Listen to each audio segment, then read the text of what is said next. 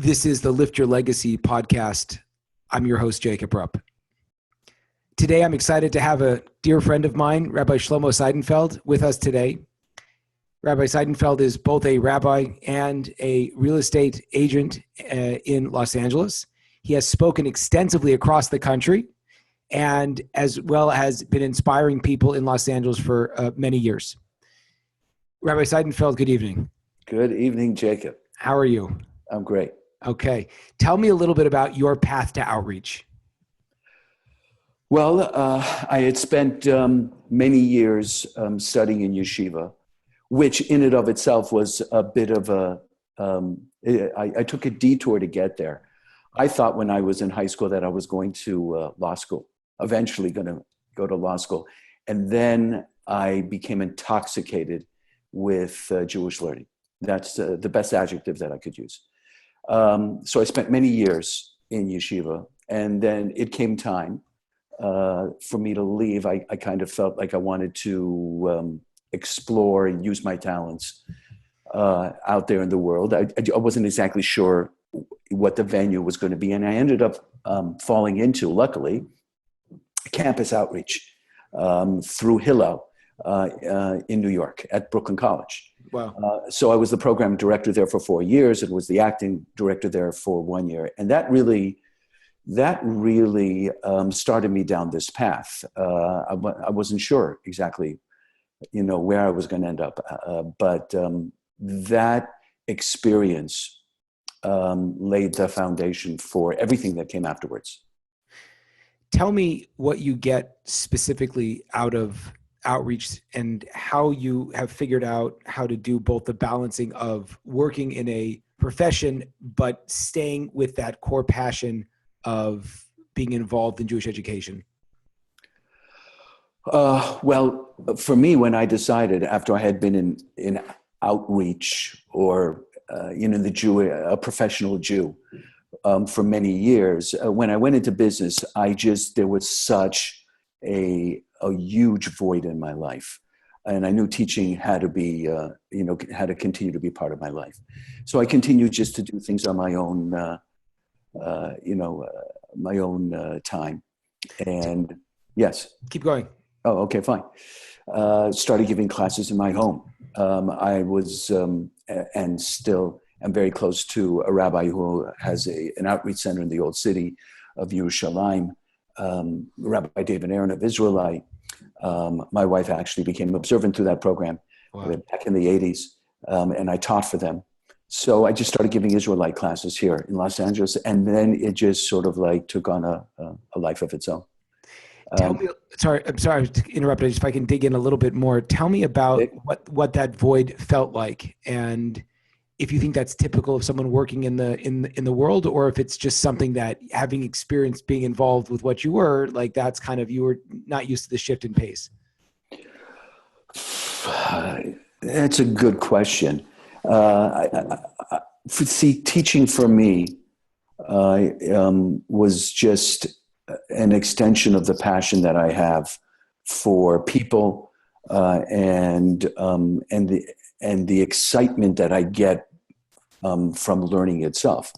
The best analogy that I came up with when I wrote an article for the Jewish Journal here in Los Angeles was someone who is a archaeologist. Just imagine the excitement of being on an archaeological dig, and there is this massive site that you are painstakingly brushing away, and what you're exposing and unearthing are years and years and years. The excitement incredibly builds. I've never been on a site, but I can only imagine. So that's what it is for me when I study, and I want people to experience that themselves. So that it was something that fills me up personally to learn and to teach. And it's something that I wanted to bring to others. Do you find that people not connecting to Judaism is a profound problem? Or are you seeing that people just don't know enough? Like, what do you feel like when you're looking at the Jewish world, having been involved for such a long time, what do you feel like is the primary issue that you're driving to solve, and how do you go about solving it? I think I don't know if there's one primary issue. I think that there are multiple perceptions out there that sort of sabotage people or dissuade people from maybe considering or seeking. Sometimes they look other places. In the 60s, per capita or percentage-wise, there were more Jews that were investigating Far Eastern religions than any other faith. So we have this we have this ravenous appetite for spirituality. But sometimes we just don't, we have a perception of what it is in our own backyard and we don't pursue it. That coupled with the fact, and I'm not even sure that's as much of a problem as it used to be. I think more of a problem is that a lot of people have this perception that Judaism, halacha, Jewish life is oppressive or can be oppressive. Mm. Is it even necessary? Isn't it enough to be a good person? It's a question, one of the questions that Telushkin and Prager tackled in their classic, The 9 Questions. It's still a question, still huge. It's still, I think, a huge influence. Why take on a lifestyle, that promises to produce something when you feel that you can produce it without the lifestyle? Well, that's a good question. What do you say? That is a huge question. So you want to know what my answer to that question is? I'll take your answer to that question. Well, okay, come to my next class. Okay. Well, I'll tell you how I approach it. And first of all, let me just say this, that before I respond to anybody, I try as much as is possible, and sometimes I just don't have the time for this, to understand exactly where this person is coming from. Because, and not to just to pay attention to what that person, he or she, is saying, but maybe what they're not saying, but that's really at the core of what they're, what is dissuading them. So my answer to them starts this way. Okay, it starts this way. I ask them what they do professionally. They tell me what they do. There's an architect, an attorney, an accountant. It makes no difference. An actor. I once had an actor in my sukkah, and he was an aspiring actor. No. This was in his apartment. I gave a Torah class in this actor's apartment.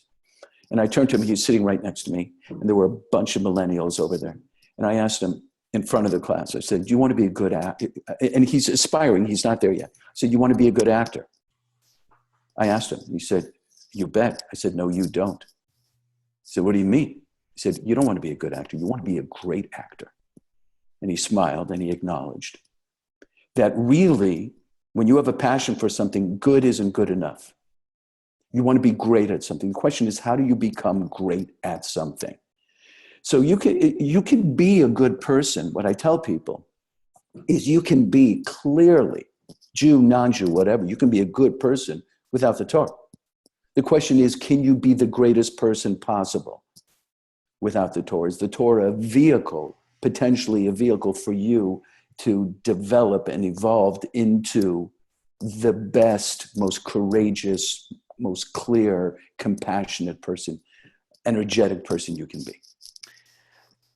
How do you address, if you'd have a person that has already made a commitment, or many of the people that have made commitments to Judaism and are raising their family and kind of in that, it's clearly part of their identity, right? But they're not feeling that. Yeah. And they're feeling like it's just like anything else. Some people get up and take their kids to school. This guy gets up and davens, and then, so how do you talk to a person who's in that situation, who's, quote, doing all the things, the steps to the greatest person he can be, but he feels largely stagnant? Yeah. By the way, and that, I don't know, I don't have any hard statistics, but there are a lot of people in that camp.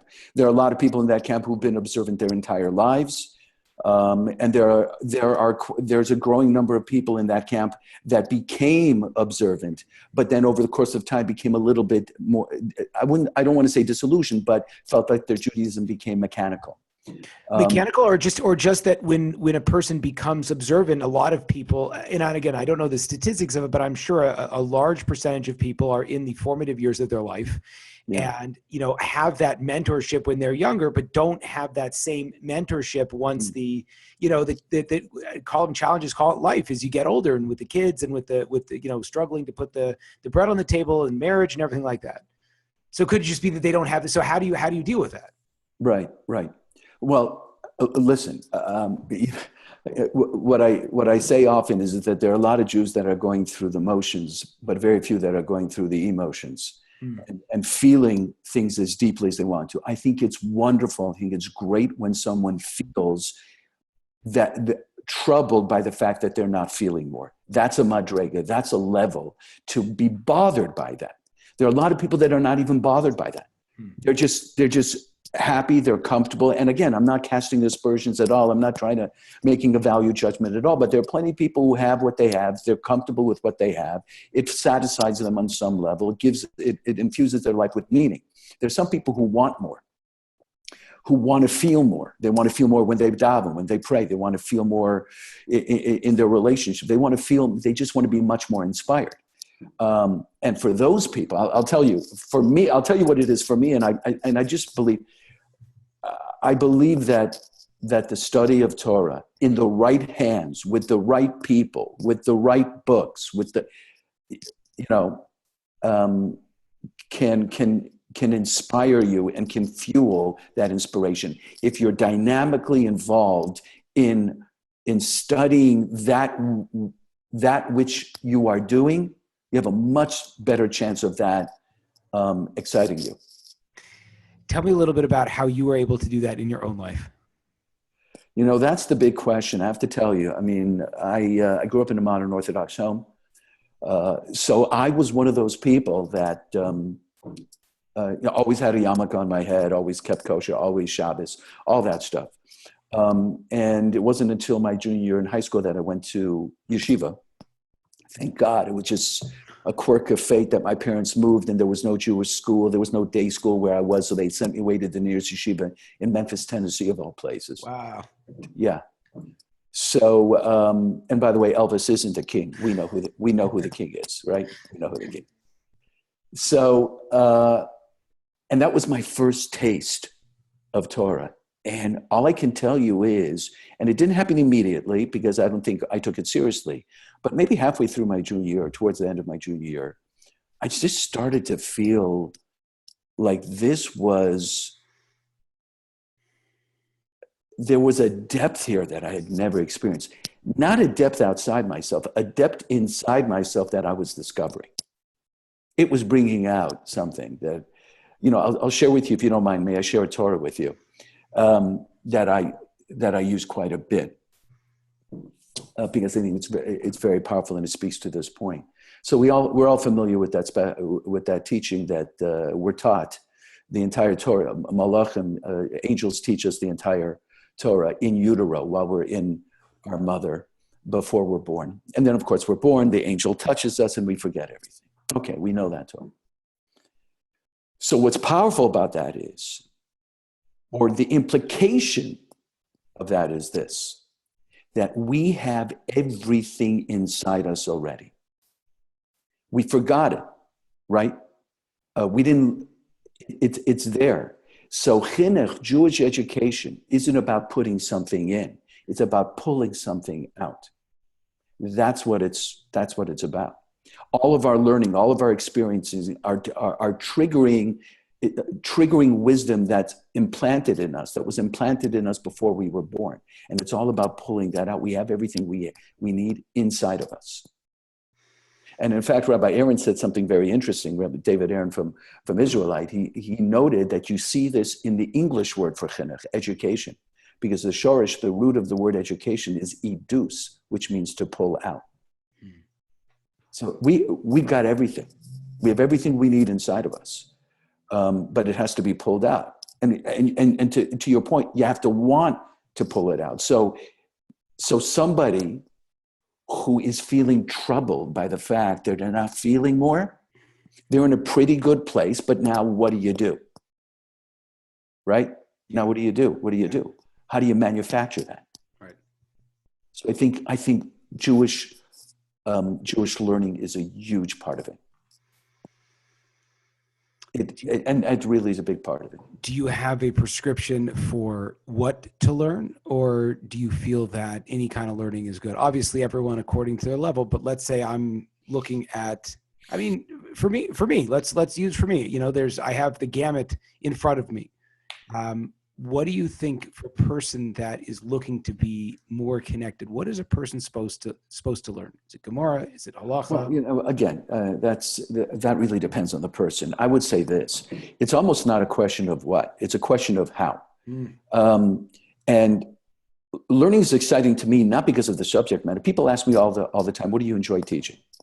What do I enjoy teaching?" And there's some things maybe I enjoy more than others. But bottom line is, whatever it is, it's something that is it's a process, it's an experience that is exhilarating to me. And because it's very not analytical in an intellectual way, but there's an excitement that I really feel when I'm sitting and learning, that as I'm analyzing and questioning and probing,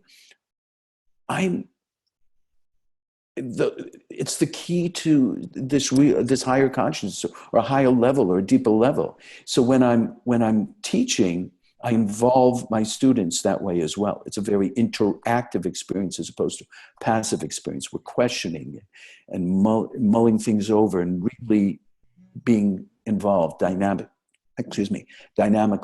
So what you learn is not as important almost as how you learn, how you approach it, by asking questions and probing and trying to come up with creative, not only studying the classic commentaries, but seeing what you can come up with yourself. But what I love, my passion, probably more than anything else, is Chumash. But I study Chumash like I study Talmud, with the same dissection, the same process. Okay, I know this might sound quaint or immature, but do you find yourself identifying with one particular personality in the Chumash? Do I find myself identifying with one particular personality? No, I can't say I identify with one, because they're all indispensable personalities. Each one. We had 3 Avos, we had 4 Imos, we had Moshe, we had Aaron, we had Pinchas, we had Nachshon, we had Yoshua. I mean, you had, and each person, I'll tell you this, I'll pick out a section, a particular section. That is my favorite section to teach. And it's only because it's so problematic. And I have a sweet tooth for that which is problematic, because I kind of feel whatever is problematic is on the minds of everybody, and contained within that are some secrets to dealing just with problematic issues in general, and that's the Akedah.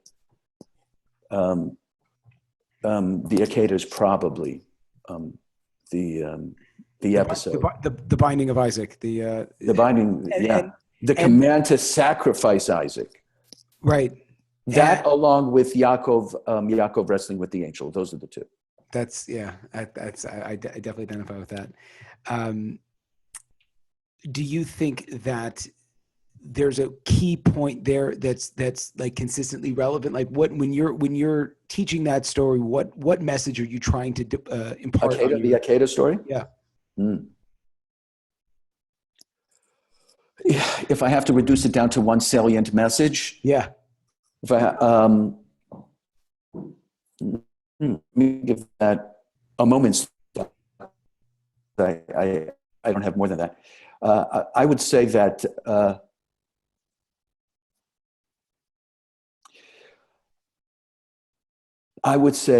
the power of one moment to transform yourself. Now, but this is part of a much bigger teaching. But the power of one moment. Can I show you this teaching? Because I've got to do it at this point. Do it. Because otherwise, what I just said. I'm fired up. Let's do it. There is. So here we have Abraham, who's about to do the unthinkable. I mean, it's just the unthinkable. He has his knife in his hand. His hand is raised up. He's about to do it. And then a voice comes out. It said, Avram, Avram, don't do anything. The way I teach it is, Avram, step away from your son and put the knife down. So he does. And then the words, because now I know that you would not withhold your only son from me. What's the big question there? What, God didn't know that before? I'm sorry, I jumped in before you. I do this all the time. I was gonna go for that one. Good. Yeah, was that what you were going to say? I was going to say that. Okay, so what, God didn't know? Okay, so if you had the text in front of you, you'd see that it actually wasn't Hashem. It wasn't God, it was a malach. Good, so God's off the hook. Now we have a different problem. What's the malach doing there? What do I have to prove anything to a malach? So there's a teaching that talks about the malachim trying to dissuade God from creating man. Dissuade God from creating man. And the reasoning is simple. Just open up any paper and look at the entire first section of the Washington Post, the New York Times, the Los Angeles Times, any paper. It's filled with all of the violence and just horrific stories of man's inhumanity towards man and all this stuff. And he said, don't do it. You're wasting. Don't create them. Don't give them the Torah. Don't do it. So now you fast forward. And now it's the malach that's there. And now the malach is answering, now I know. Wow. Now I know. In that one moment, Avram justified and validated the creation of humanity. That's awesome. In that moment. How do you take that concept and that fire and ensure that your children pick that up? Because one of the major issues, and I think it's across the board, but a lot of parents struggle, both observant and not observant. And, how do you, and it's on the minds literally of every single Jewish institution, this whole major gap that exists between the older generation that is, dying off, but knew why they were Jewish and had contributed to Jewish causes. And there's very few people stepping up to fill the plates. And this idea of Jewish continuity, you have this very powerful message, but how do you bring that to your own children or to the collective, your children, if we look at ourselves as one people? You know what? I think when it comes to children, I have 3 daughters, Kenai Nora, thank God. And I want you to know no one walking the planet is impervious to what you just described. I remember hearing Rabbi Frand from Ner Yisrael speak at Yavne in Los Angeles. My wife insisted that I go. I'm very difficult to satisfy, so I don't go to a lot of speakers. He said, "You're going. It's on parenting. You're going." Speaking Kadasur, right? I hear. Yeah, exactly. And this is how he opened. Now, this is a person who's clearly, he's a Rosh Yeshiva of a major Torah institution, Ner Yisrael in Baltimore, right? His kids grew up in somewhat of a yeshiva bubble, right? He opened up by saying the following, and this was, I want to say 8 to 10 years ago.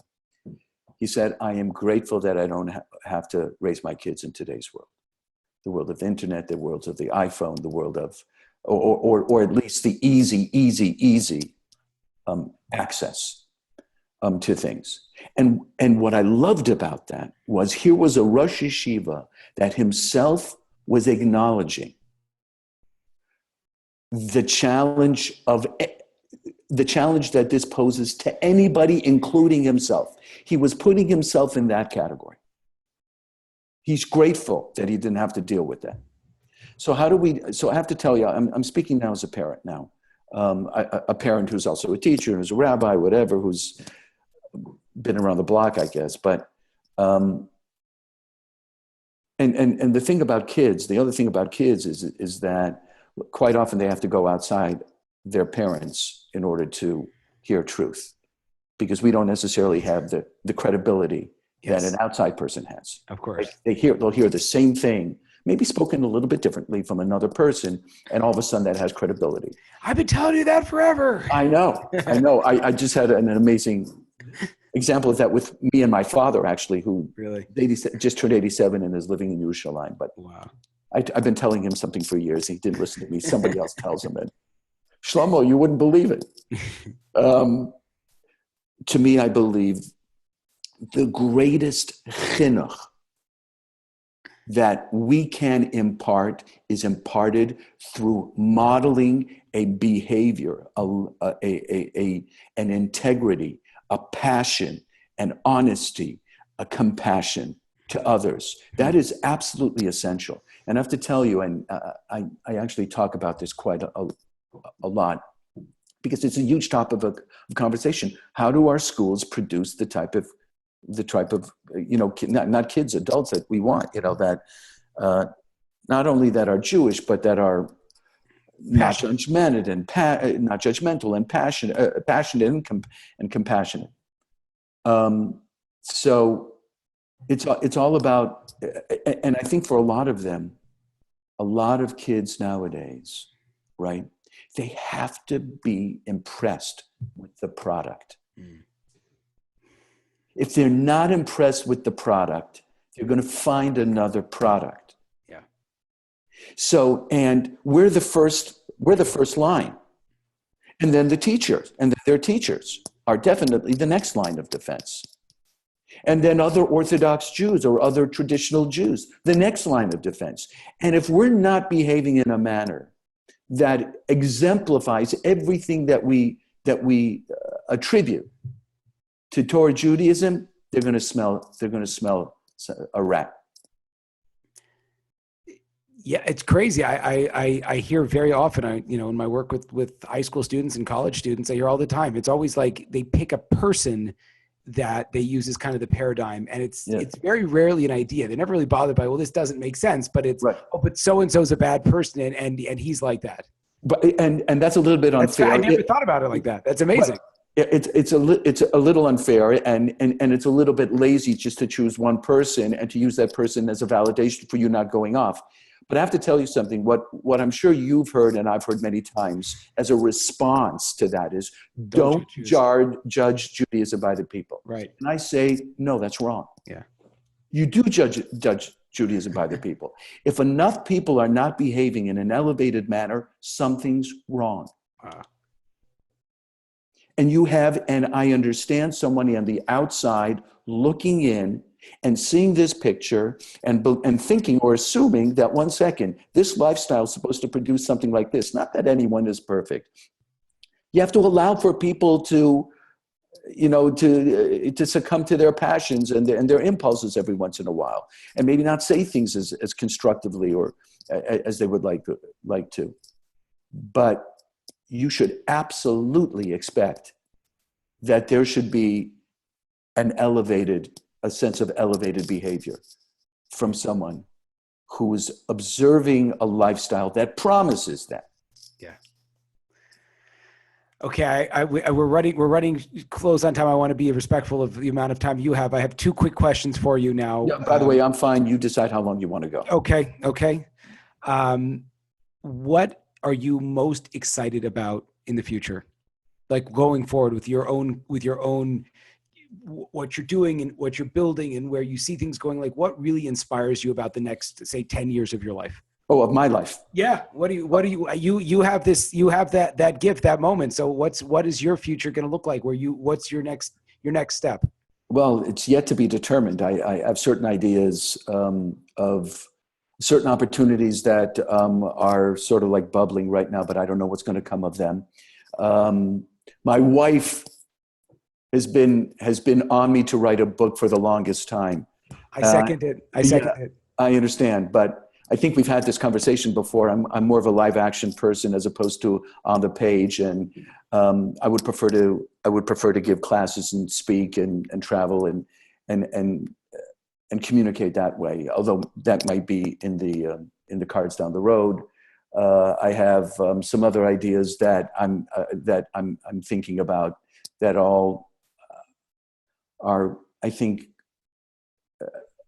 are designed to target particular groups that I feel need special attention. Okay, so I'm going to ask. That was not part of the question, but that's question number 1B. What groups do you feel that that need particular attention? Well, so I'll tell you a couple of things. Yeah. One thing that one program or type of experience that I believe could make a big difference, and I've been approached to create are learners minions. And a learner's minion is not a beginner's minion. I want to make sure that people don't make that assumption. Oh, that it's a beginner's minion. You really don't have a knowledge level.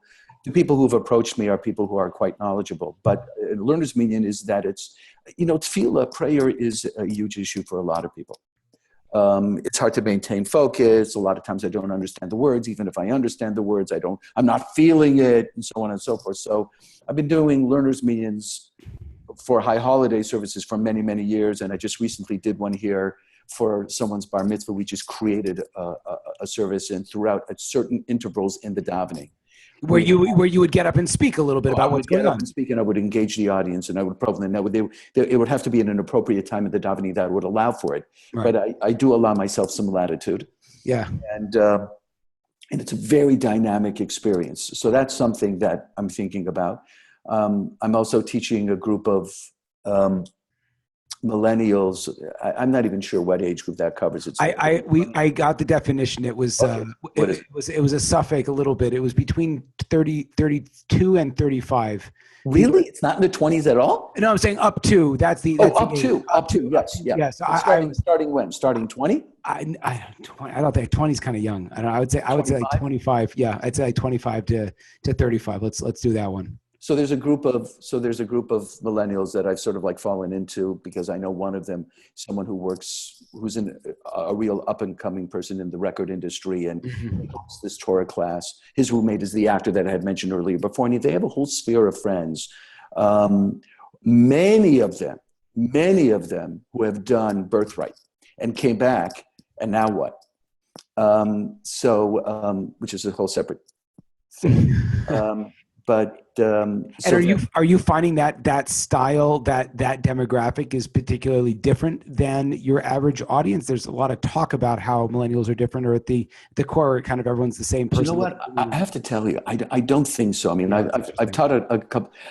My feeling is there are universal themes. You have to pick the right stories and the right analogies and whatever, but there are universal themes. Yes, a person in his 50s and 60s and about to teach a class to a group of midlifers. Yeah.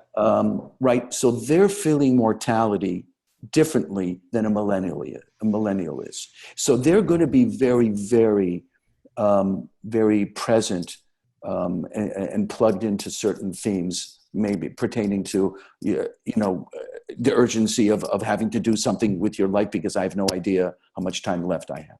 More maybe than millennials, but by and large, I think that themes really, they're just core themes of wanting to feel a sense of purpose in your life, wanting to have skills to negotiate your lives, and so on and so forth. Brilliant. So it sounds like strengthening prayer for people that know how to pray, and don't know. And don't know. I mean, that's and engaging millennials are two areas that you're particularly passionate about.